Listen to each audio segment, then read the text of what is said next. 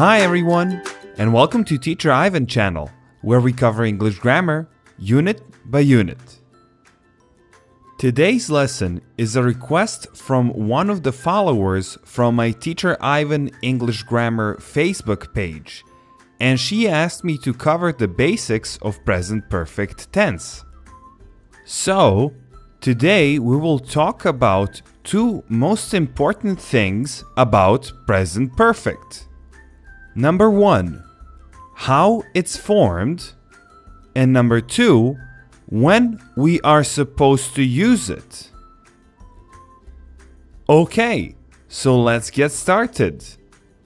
Take a look at these two pictures.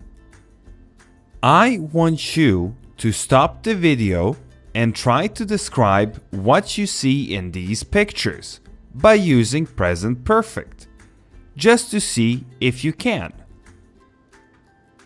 Okay, now let's see if my examples are the same as yours. I have cooked dinner. I have bought this t-shirt. Okay, now let's look at everything we have here. We start every sentence with a subject. That is someone who does something. And in these cases, it's the pronoun I. After the subject, we see this have, which we call a helper verb, because it helps us to form present perfect. We can't form present perfect without it. After that, we have a main verb, which means that it's the main action word in the sentence. Here we have the verb to cook, and in the sentence we added ed to it. These verbs are called regular verbs, and regular means normal and usual. However, even they can be different. Take a look at these examples and try to put the verbs into present perfect. Now let's see if you were right. I have arrived at the airport. As you can see, here we only add D. I have cried a lot as a baby. Here we change Y into I and add ed. I have stopped smoking. Here we double the last letter. I will explain why these changes happen in another video in detail. For now, you should only know that it's not always just ed at the end. Now, every verb has three forms: infinitive, that's the base form, past simple, and past participle form. Regular verbs have the same past simple and past participle form, which makes them easier to remember. On the other hand, in the second example, we have the verb bought, which is completely different from the verb buy. That's because some verbs change completely in their past simple and past participle form. Those verbs are called irregular verbs. Ir means not. They are tricky because some change but have the same past simple and past participle form. For example, buy, bought, bought. Some change completely, like go, went, gone. Some don't change at all. For example, cut, cut, cut. some change, but only in the way we say them. For example, read, read, read. Now, there are a lot of them. They all change differently, and you have to learn all of them by heart. However, I've made a short list of 20 most important ones that you can download and print.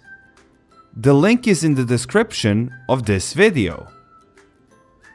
Now, let's make it even more complicated. If we change the subject with most pronouns, the structure of the sentence stays the same. The sentence does not change if we start it with you, we, or they.